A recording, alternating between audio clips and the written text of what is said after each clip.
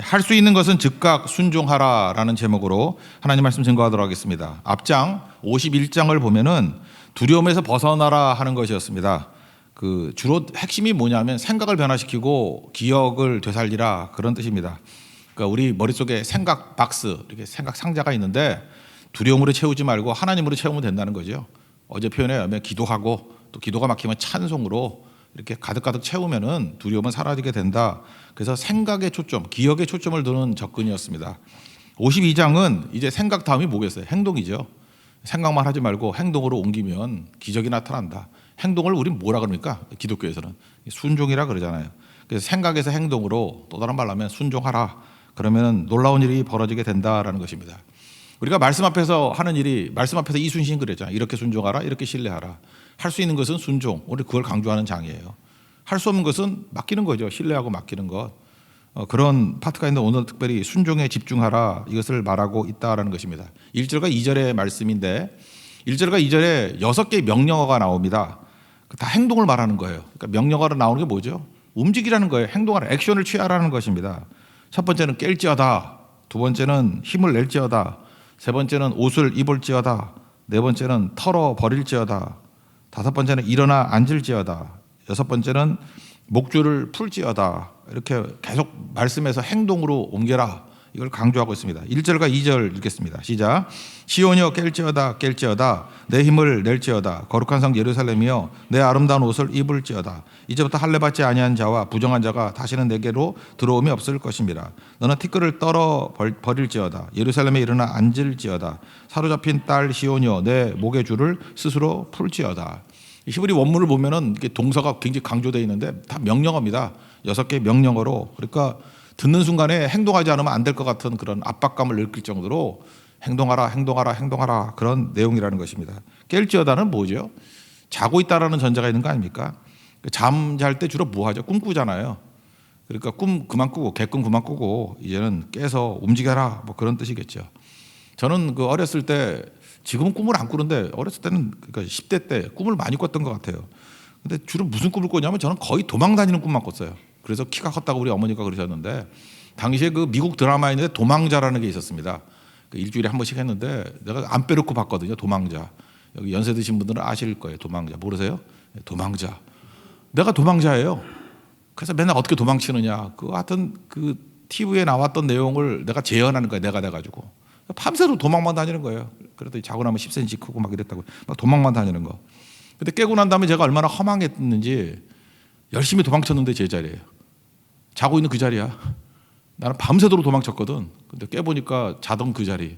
뭐 당연한 얘기겠지만 그런 게 인생이라는 것입니다. 뭐 열심히 뛰어봤자 그저 이렇게 잠자는 인생이 되면은 그 자리밖에 안 돼요. 그 자리. 러닝머신 뛸 때 다람쥐 쳇바퀴 돈다 그러잖아요. 그 자리밖에 안 된다. 진짜 행동하지 않으면은 이거 뭐 생각만 가지고는 아무것도 안 된다는 거죠. 두 번째, 힘을 낼지어다. 이건 뭐죠? 무기력함. 내 마음속에 절망과 낙담 뭐 이런 거 있을 때, 불이 꺼졌을 때. 혹시라도 여기 불이 꺼져 있는 성도들 계십니까? 의욕이 다 사라져 버리고 나는 불이 없어요. 성령의 불을 받기를 원합니다. 불을 받아야 이게 시동 걸어야 움직이듯이 불 받아야 움직일 수 있다는 것입니다. 힘을 내라, 그런 거죠. 그래서 뭘 하나를 제대로 하면은 불이 붙거든요. 이게 시동 거는 거와 똑같잖아요. 불 딱 붙이면은 뭐 하나 열심히 하면 되잖아요. 예수 믿는 사람들은 예배에서 이 불이 붙는 겁니다. 예배 한번 최선을 다한 예배를 드리면요, 하나님 임재가 있는 예배를 드리면 불이 붙어요. 기도도 마찬가지예요. 기도도 간절한 기도를 한번 하면 불이 확 붙어버린다고. 우리 찬송하지 않습니까? 찬송도 힘차게 부르는 순간에 찬송을 갖다 내 혼신의 힘을 다해서 찬송하면은 불이 붙습니다. 그래서 하나님을 통해서 우리가 불 붙는 것도 훈련해야 된다는 거예요. 힘을 낼지어다, 집중력을 가지라, 그런 얘기죠. 세 번째는 아름다운 옷을 입을지어다 그랬죠. 평상복이 아니라 예복을 입는다, 그런 얘기죠. 옷이 주는 메시지가 있지 않습니까? 저는 옷이 주는 메시지 중에 제일 좋은 메시지가 C.S. 루이스의 순전한 기독교에 나오잖아요. 챕터 7인가 나오는데, Mere Christianity, 가장하라, 이런 게 가장합시다. 옷 입는 거에 따라 달라진다 그러죠. 어떤 사람이 가면 쓰고 10년을 다녔는데 나중에 눌려가지고 가면같이 됐다 그러잖아요. 그래서 가장 그렇게 척하면은 그렇게 된다고. 그러니까 그리스도로 옷 입고 예수님의 의로운 삶같이 살면은 또 그렇게 된다라는 거예요. 나 굉장히 의미가 있다고 생각하거든요. 예수님께서도 비유 말씀하실 때 잔치에 예복 안 입고 온 사람 쫓아내 버리잖아요. 그러니까 우리가 하루아침에 변화되는 게 아니라 그리스도로 옷 입는 거. 그러니까 무슨 얘기죠? 여기에 아름다운 옷을 입고 그리스도의 의의 옷을 입고 그런 척하고 살라는 거예요. 그런 척하고 구원 받은 걸로 살고 기쁨으로 살고 친절하게 살고 의롭게 살고 그렇게 살라는 거예요. 그죠? 일어나는 그런 행동을 하라는 거죠. 네 번째는 티끌을 떨어 버릴지어다. 뭐 상처 묶인 거 과거에 그런 거 씻어 버리고 주님이 말씀하신 거에 움직이라. 일어나 앉으라. 이건 뭐죠? 저 이거 생각하는데요. 누우면 죽고 걸으면 산다. 계속 누워 있으면 죽고요. 아프더라도 걸으면 산다. 병원에서 많이 쓰는 얘기 아니에요? 병원에 오래 있으면 죽더라고. 그러니까 할 수만 있으면 걸어야 돼요. 그래서 움직이면 사는 거고 자포자기하면 쓰러진다. 그러니까 움직이라는 거죠. 우리 크리스찬들도 움직이라. 눌리지 말고 움직이라. 그다음 여섯 번째 목줄을 스스로 풀라. 이건 뭐 어렸을 때 코끼리 이렇게 말뚝에 박아놓고 이렇게 묶어놓으면은 어렸을 때 이렇게 묶여 있잖아요. 근데 나이가 들어가지고 힘이 세지 않습니까? 그 아무것도 아닌 말뚝 그 힘 한 번 주면 뽑을 수 있는데 이게 길들여진다는 거죠. 뭐 그런 얘기 많이 들어봤잖아요, 그렇죠? 자기 힘으로 충분히 힘만 주면 빠지는데 힘을 안 준다는 거예요. 어렸을 때 힘 여러 번 줘봤더니 안 빠지더라. 시도도 안 해보는 거예요. 그래서 우리가 과도한 순종이 중요한 이유가 내 한계가 어딘지 알 수가 없잖아요. 그래서 성도들에게는 좀 과도하게 시킬 필요가 있어요. 과도하게 충성. 그러다 보면 한계를 뛰어넘습니다. 그래서 나는 이런 말뚝에 묶이는 존재가 아니구나. 생각보다 우리 강력해요. 어마어마한 일을 할 수 있다고. 그래서 목줄을 스스로 풀라. 누가 묶어놓은 거 아니에요. 내가 풀어버릴 수 있다. 말뚝에 박혀 있는 그 코끼리 같은 어리석음 범하지 말라. 그런 얘기죠. 다 순종의 능력이에요. 행동하라, 행동하라, 행동하라, 순종하라. 세 가지 나오자. 순종하면 방향이 바뀌고, 또 순종하면 도약하고, 또 순종하면은 기적을 맛보게 될 것이다. 그러니까 과도한 순종 이게 꼭 필요하다는 것입니다. 순종이 두 가지인 것 같아요. 즉각 순종, 과도한 순종. 순종에 이렇게 색을 칠한다 그러면 즉각이라는 단어를 붙여야 돼. 즉각이라는 색을 칠해야 돼. 순종 오래 끄는 거 아니에요. 즉각 순종하면 엄청난 일이 벌어지고요. 그 다음에 정도를 따지면 과도하게 즉각 순종, 과도한 순종. 그러면 우리가 상상도 못하는 일들이 벌어지게 된다. 그 말씀입니다. 1절과 2절 말씀이고 3절부터 6절까지 내용은 뭐냐 하면은 순종의 근거가 말씀이라는 거죠. 우리가 그냥 아무거나 행동한다고 되는 게 아니라 말씀에 근거하니까 행동이 열매를 거두는 거지. 그냥 내 뜻대로 움직이면은 아까도 얘기했잖아요. 그 꿈에서 도망자 같이 그런 거라고. 뛰어봤자 헛수고고 뛰어봤자 제자리라고. 그러니까 순종의 근거는 말씀이다. 그래서 그 3절, 4절, 5절에 말씀하시되 이거 세 번 강조해요. 말씀이 이루어진다는 거죠. 말씀의 사건화 그러는데 순종을 통해서 말씀이 사건화됩니다. 이걸 신학에서는 육화 그러는데 인카네이션이라고 성육신이라 그러죠. 말씀인데 이게 육체를 입어가지고 현실이 된다. 말씀의 사건화. 그러니까 말씀 붙들고 순종하면 말씀의 사건화가 이루어진다는 거예요. 우리 성도들은 말씀을 이렇게 육체를 입히는 종들이 돼야 됩니다. 말씀인데 이게 눈에 보이도록 현실이 되도록 만드는 거 그게 꼭 필요하다는 것입니다. 이거 요한복음 2장에서 첫 번째 기적에서 나오잖아요. 물로 포도주 만드는 기적. 이렇게 얘기하죠. 5절에 무슨 말씀을 하시든지 그대로 하라. 순종하라는 얘기죠. 아구까지 물을 부으라 순종. 갖다 주라 순종. 그랬더니 기적을 맛보게 됐죠. 그러니까 뭐예요? 이렇게 예수님 말씀대로 가겠다는 방향전환, 도약, 기적. 항상 이런 순서가 있다는 것입니다. 말씀의 사건화는 순종이 있을 때 나타나게 된다는 거예요. 우리 장로교인들은 우리 말씀 되게 좋아하잖아요. 말씀 잘 듣고. 근데 왜 폭발을 안 하죠? 순종 없으니까 그래. 순종이 없으니까. 순종하면은 이 폭발적인 능력이 나타나게 된다. 그런 말씀입니다. 그래서 그걸 통해서 세상이 하나님 모르잖아요. 하나님 알게 된다고. 요한복음 2장에도 그것 때문에 거기 있는 사람이 다 믿게 됐다 그러잖아요. 안 보이는 하나님을 우리가 보이게 만드는 게 뭐예요? 말씀의 순종함을 통해서 기적이 나타나잖아요. 역사가 나타나잖아요. 그래서 딴 사람들도 하나님을 보고 믿게 된다. 그런 메시지입니다. 그게 이제 3, 4, 5절에 말씀하시되 6절에 뭐라고 하느냐? 이 말을 하는 자가 나인 줄 알게 된다. 이런 말씀이 나옵니다. 한번 읽어봅시다. 3절부터 6절까지 쭉 읽겠습니다. 시작. 여호와께서 이와 같이 말씀하시되 너희가 값없이 팔렸으니 돈 없이 속량 되리라. 주 여호와께서 이와 같이 말씀하시되 내 백성이 전에 애굽에 들어가서 거기에 거류하였고 아수리는 공인이 그들을 압박하였도다. 그러므로 이제 여호와께서 말씀하시되 내 백성이 까닭없이 잡혀갔으니 내가 여기서 어떻게 하랴. 여호와께서 말씀하시되 그들을 관할하는 자들이 떠들며 내 이름을 항상 죽일도록 더럽히도다. 그러므로 내 백성은 내 이름을 알리라. 그러므로 그날에는 그들이 이 말을 하는 자가 나인 줄을 알리라. 내가 여기 있느니라. 그러니까 말씀 순종하면은 그죠, 이 말을 하는 것이 나인 줄 알게 되는 하나님의 영광이 드러나게 된다. 뭐 그런 접근입니다. 근데 여기 하나 마지막 설명이 또 하나 필요한데 내가 여기 있느니라. 이게 또 신학적으로 되게 중요한 단어거든요. 내가 여기 있느니라. 이건 전부 다 사람이 하는 표현이에요. 성경 전체에서 하나님이 하신 표현은 이게 유일해요. 여기가. 이거는 종이 하는 표현이거나 아니면 하나님 앞에 사람들이 순종할 때 쓰는 표현이에요. Here I am. 내가 여기 있습니다. 이거 히브리어 단어로는 히네니예요. 히네니. 이 단어는 뭐 몰라도 되는 건데 하여튼 그래도 뭐 인터넷 같은 데 찾아올라 그러면 그래서 알려주는 거예요. 히네니라는 단어예요. 이거는 하나님 앞에서 내가 준비됐습니다. 하나님 내가 순종할 준비가 되어 있습니다. 말씀만 하시면 순종하겠습니다라고 할 때 쓰는 표현이에요. 히네니. 내가 여기 있습니다. 그 대표적인 게 창세기 22장에 나오잖아요. 그 이삭을 바치게 될 때 뭐 칼 들고 내리 찍으려 그러니까 아브라함아 아브라함아 그러지 않습니까?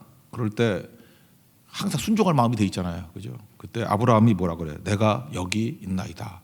히브리어로 히네니. 그죠? 히네니 그랬다고요. 그랬더니 하나님께서 뭐 손대지 말라 그랬던 장면. 그러니까 철저하게 순종하고 준비된 자세. 그래서 여러분들도 하나님 앞에서 순종의 단어 순종할 때 뭐라고 대답하죠? 예, yes sir 뭐 이래야 되냐? 아니에요. 내가 여기 있나이다. 이게 순종의 단어예요. 주님 말씀하신다 그러면은 주님 내가 여기 있나이다. 히네니. 이게 굉장히 중요한 단어라고요. 순종의 백성들이 표현할 때 항상 쓰는 단어예요. 주님 내가 여기 있습니다. 내가 여기 있나이다. Here I am.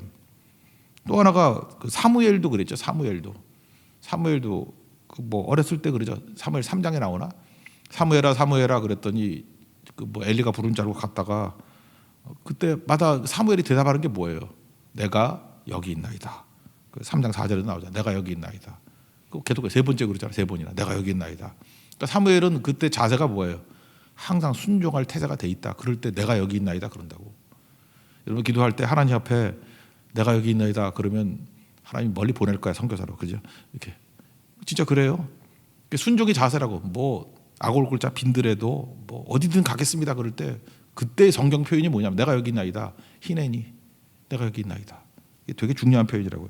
또 하나 뭐 이사야서 살피니까 이사야서 앞에도 나오죠. 6장에 그 성전에서 이사야가 소명받을 때도 마찬가지 아닙니까? 대표적인 거 아니야. 이사야 6장 8절인가요? 내가 누구를 보내며 누가 우리를 위하여 갈고 그럴 때 이사야가 뭐라고 했어요? 내가 여기 있나이다. Here I am. Send me 그러잖아요. 나를 보내소서. 그때 이게 히네니예요. 히네니. 내가 여기 있습니다. 그러니까 이 공통점이 다 뭐예요? 하나님 앞에서 종들이나 하나님의 백성들이 순종할 때 하나님이 제일 듣기를 기뻐하시는 단어가 뭐냐면 내가 여기 있나이다. 이건 순종하겠습니다라고 하는 성경적인 가장 중요한 표현이라고요. 히네니. 그죠? 순종하길 바랍니다. 순종의 사람이 쓰는 표현이에요. 이거 인간이 쓰는 표현 아니에요. 근데 이거 전 사실 황송하기도 하고 뭐 어지럽기도 하고 그랬어요. 하나님이 이 표현을 썼다고 유일하게. 그게 무슨 얘기예요? 나도 순종할 각오가 돼 있어 이런 거라고요. 이게 놀라운 얘기 아니에요? 6절 하반절이잖아요. 내가 여기 있느니라. 이거 종이 쓰는 표현이에요. 그래서 그 뒤에 고난받는 십자가의 종이 나오잖아요.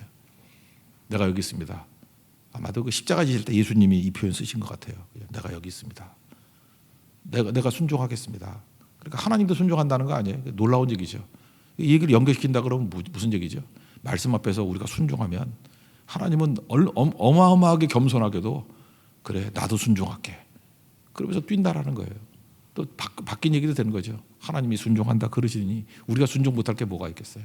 희내이라는 거. 사실 이게 짧은 단어 같이 보이지만 신학적으로 굉장히 중요한 어떤 터닝 포인트를 이루는 단어라는 것입니다. 적어도 우리 세교의 성도들은 뭐 순종하겠습니다. 뭐 이렇게 촌스럽게 말하지 말고 언제나 그죠? 뭐 성교 가겠습니까? 그러면 내가 여기 있나이다. 한번 해보세요, 그죠? 나랑 같이 어디 뭐 갈래? 그러면 내가 여기 있나이다. 그래서 우리는 뭐 예스, 노 이런 것도 중요하지만 항상 내가 여기 있나이다. 이게 가장 성경적인 순종의 표현이라는 것입니다. 혹시 더 유식하게 만들려고 그러면 히네니, 그게 히네니, 그게 내가 여기 있나이다. Here I am. 이런 중요한 표현이라는 것입니다. 그래서 아까도 순종객이죠. 순종에 색칠을 한다 그러면 어떤 순종이 돼야 돼요? 이거 보세요. 다 특징들이 즉각 그랬죠. 뭐 머뭇거리다가 뭐 내일까지 시간을 주신다면 뭐 이러지 않아요. 그죠? 히얼이잖아. 히얼 아이엠 이렇게 번역하잖아요. 히얼 아이엠. 지금 즉각이라는 게 있다고. 즉각. 그리고 어떤 거죠? 다 과도한 것들 아니에요. 아들 뭐 백세나 아들을 바치고 하는 것들. 과도한 순종. 그때 하나님의 더 큰 하나님은 과도함에 더 큰 과도함을 주시잖아요. 이런 맥락을 잡아서 히네니의 신학이죠. 히네의 신학. 즉각 순종, 과도한 순종. 이걸 통해서 하나님 능력의 통로가 되기를 원합니다. 그래 하나님 백성들은 축복이 임하기를 기원합니다. 예. 그 다음에 뭐 그 다음 얘기는 그거예요. 복음의 확장성. 우리 그 얼마 전에도 우리 구호로도 많이 외쳤던 건데 deep and wide.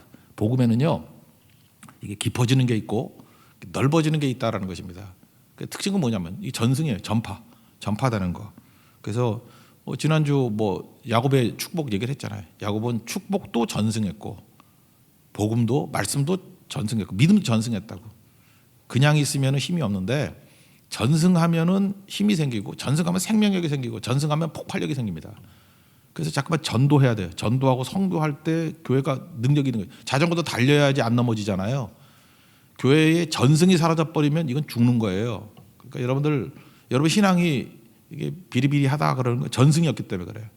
전해야 됩니다. 찬송하고 외치고 선포하고 그런 발이 아름답다 뭐 그런 얘기가 쭉 나오죠. 전승의 중요성. 이거 막 읽어보자. 실절만 읽겠습니다. 시작. 좋은 소식을 전하며 평화를 공포하며 복된 좋은 소식을 가져오며 구원을 공포하며 시온을 향하여 이르기를 내 하나님이 통치하신다 하는 자의 산을 넘는 발이 어찌 그리 아름다운가 이렇게 얘기를 했죠. 그러니까 홀로 뭐 뿔뿔이 따로따로 이렇게 있으면 안 된다라는 거죠. 그 다음에 이제 뭐 연결된 건데 8절, 9절, 10절 내용이 복음의 확장성이에요. 이게 깊이와 넓이라고 해요. deep and wide. 이게 깊이와 넓이. 근데 이 깊이의 내용들을 볼 때 깊이는 이렇게 생각하면 돼요.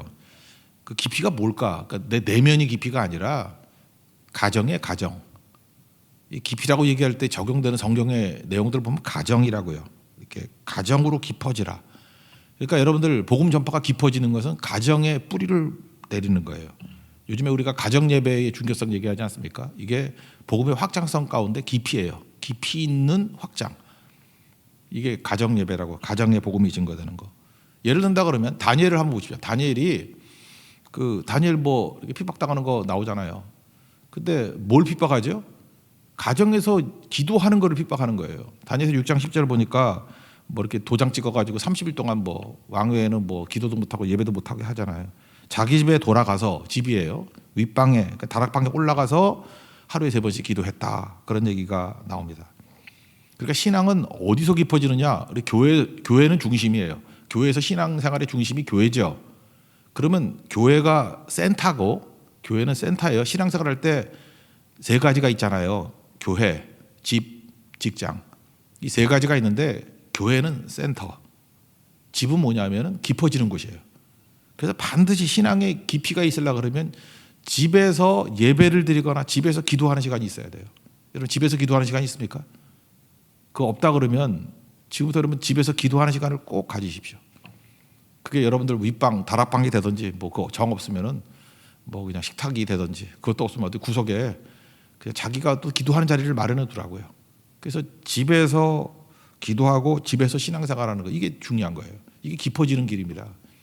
학창 시절도 그렇지 않습니까? 공부할 때 차이를 나타내는 게 어디죠? 학교에서도 공부하죠. 근데 어디서 차이가 나나요? 집에서 공부하는 데서 차이가 나요. 학교에서 공부하는 거 뭐 잘하는 애 못하는 애 뭐 똑같은 선생님에게 똑같이 하고 뭐 자고 안 자고 그 차이지 뭐 큰 차이 없잖아요. 근데 집에 가서 판판이 노는 애와 집에 가서 공부하는 애 거기서 차이가 나는 거 아니에요. 신앙도 마찬가지입니다. 교회가 센터라니까요. 여기서도 받아야 돼요. 물론 여기서 뭐 놀지 말고. 그러나 집에 가서의 신앙이 깊어지는 거라고. 고넬료도 마찬가지죠. 고넬료가 이방 선교의 출발 아닙니까? 고넬료도 사도행전 10장에 보니까 뭘 했어요? 온 집안과 더불어 하나님을 경외했다. 집에서 기도했잖아요. 기도. 그러니까 집에서의 신앙이 깊어지는 거라니까요. 베드로도 기도했잖아요. 자기도 뭐 옥상에 올라가서 기도했다가 짝 기도잖아요. 그 고넬료의 기도와 베드로의 기도가 만났다 그러죠. 그러니까 한마디로 얘기해서 성경이 말하는 깊이 있는 신앙이라는 건 뭐냐? 복음의 깊이라고 얘기할 때는 집의 집에서의 모습, 가정 예배가 있으면 깊어집니다. 가정에서 기도하면 깊어지고 가정에서 찬송하면 깊어집니다. 가정이 깊어지는 내용이다. 그러니까 뜬구름 잡는 얘기 하지 말고 가정에서 깊이를 찾는 우리 생명의 능력의 종되기를 축원합니다. 이게 깊이예요. 그럼 또 하나 이제 넓이는 뭐냐? deep and wide. wide는 직장이죠. 이건 직장이 넓어지는 거죠. 직장에는 믿지 않는 사람들이 천지잖아요. 한마디로 해서 사자굴 아니에요? 사자굴 같이 뭐 이게 경쟁이 있고 또 치열함이 있고 뭐 이런 거 아닙니까? 그래서 넓어지기 위해서 필요한 건 뭐냐 하면은 그거는 반드시 직장에서 넓어지는 거다. 1차적으로 직장이에요. 그게 넓어지는 길이다.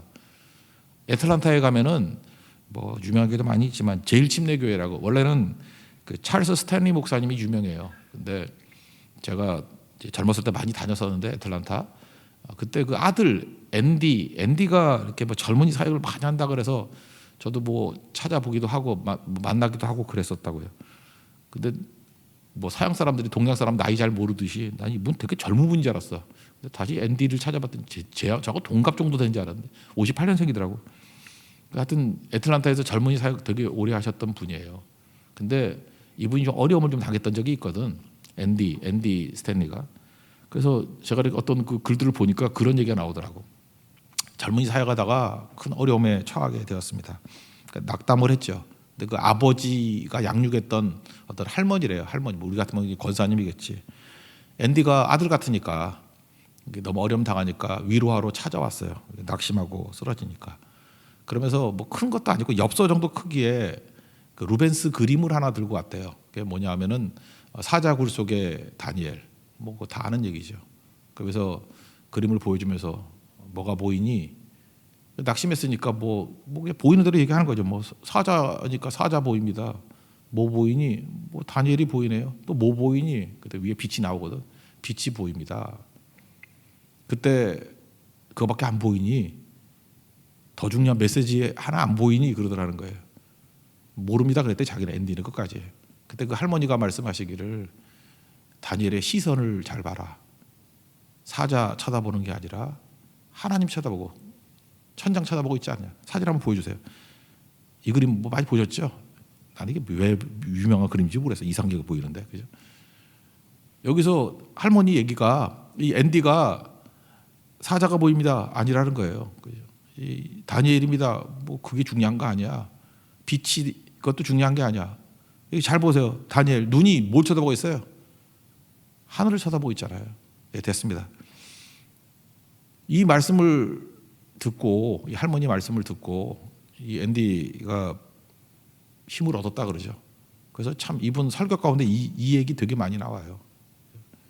내가 이게 뻔한 것 같이 보이지만 이때 이 그림 설명하는 이 할머니 말씀을 듣고 절대로 사자 찾아보지 않고 환경 찾아보지 않겠다고. 이게 우리 직장이 그런 거 아닙니까? 직장 속에 사자들과 함께 사는 세상 아니에요.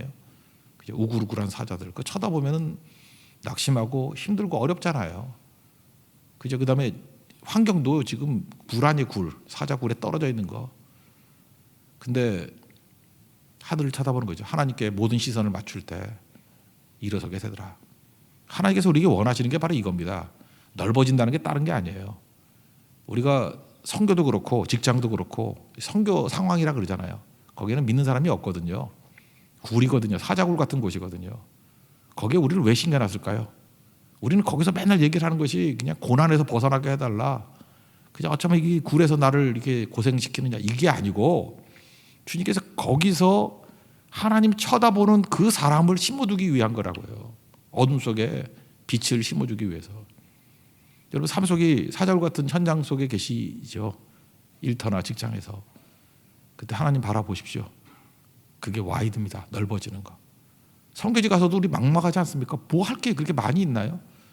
선교지 가서 우리가 하는 건 뭐냐? 절망 느끼는 거예요. 아무것도 할 게 없어요. 언어도 안 통하고 뭐 준비된 것도 준비된 게 아니에요. 거기 가서 하는 일이 뭐냐 하면 그거죠. 우리는 아무것도 아닙니다. 하나님 어찌합니까? 하나님 쳐다보는 거예요. 그래서 하나님이 일하시잖아요. 거기서 기도를 심고 예배를 심고 뭐 하는 게 있어요. 근데 거기서 하나님이 다 일하시잖아요. 마음을 열고 돌이키게 하고 주께로 믿음을 갖게 만들고. 이게 와이드입니다. 와이드. 그래서 여러분들 뜬구름지 앉는 것 같이 여러 개 생각하지 말고 우리 인생이 크리스찬들이 살아가는 인생은 세 군데거든요. 교회와 집과 직장이잖아요. 크게 보면 뭐 직장 선교지라고 말할 수도 있고 크게 보면 센터입니다. 중심은 교회 중심적인 신앙생활을 가져야 돼요. 그리고 깊어지는 건 교회에서 깊어지는 게 아닙니다. 가정에서 깊어지는 거고요. 넓어지는 거는 직장에서 넓어지는 거예요. 직장에서 뭐 유명무실한 뭐 투명인 같이 산다. 뭐 믿는지 안 믿는지 모르고 산다. 그러면 여러분 절대 넓어지지 않습니다. 그리고 가정에서 뭐 대충 잠이나 자고 있다 그러면 절대 깊어지지 않습니다. 저는 중심을 잡는 성도가 되길 원합니다. 교회 중심적인 신앙이에요. 중심 잡는 거. 그리고 깊어지십시오. 가정에서. 넓어지십시오. 직장에서. 그게 오늘의 말씀이에요. 그게 땅끝입니다. 땅끝이라는 것은 깊이로 말하는 땅끝은 가정이고요. 넓이로 말하는 땅끝은 직장일 수 있다라는 것입니다. 그 말씀 꼭 붙드는 종도 되길 바랍니다. 그게 뭐 8, 9, 10절인데 10절만 읽겠습니다. 10절 시작. 여호와께서 열방의 목정에서 그의 거룩한 팔을 나타내셨으므로 땅끝까지도 모두 우리 하나님의 구원을 보았도다. 이렇게 센터와 깊이와 넓이가 있는 하나님의 종 되기를 원합니다. 그리고 마지막은 뭐냐 하면 또 한 번 격려하는 거죠. 또 4번 또 동사를 써요. 떠날지어다, 만지지 말지어다, 나올지어다, 뭐 정결할지어다. 다시 행동을 얘기하는 거죠. 말씀을 근거로 해서 순종해라, 순종해라, 순종해라. 그러면 하나님께서 이 놀라운 능력과 은혜를 주신다. 이거 마지막 읽고 마치겠습니다. 11, 12절입니다. 시작. 너희는 떠날지어다, 떠날지어다. 거기서 나오고 부정한 것을 만지지 말지어다. 그 가운데서 나올지어다. 여호와의 기구를 매는 자들이여 스스로 정결하게 할지어다. 여호와께서 너희 앞에서 행하시며 이스라엘 하나님이 너희 뒤에서 호위하시리니 너희가 황급히 나오지 아니하며 도망하듯 다니지 아니하리라. 하나님께서 우리와 함께 해주신다는 거죠. 호위해 주신다. 서두르지 않아도 될 정도로 한 걸음 한 걸음 순종할 때 승리 주신다. 그 승리를 맛보는 믿음의 종 되기를 축원합니다. 자리에서 일어나겠습니다. 그래서 예수 찬양하겠습니다.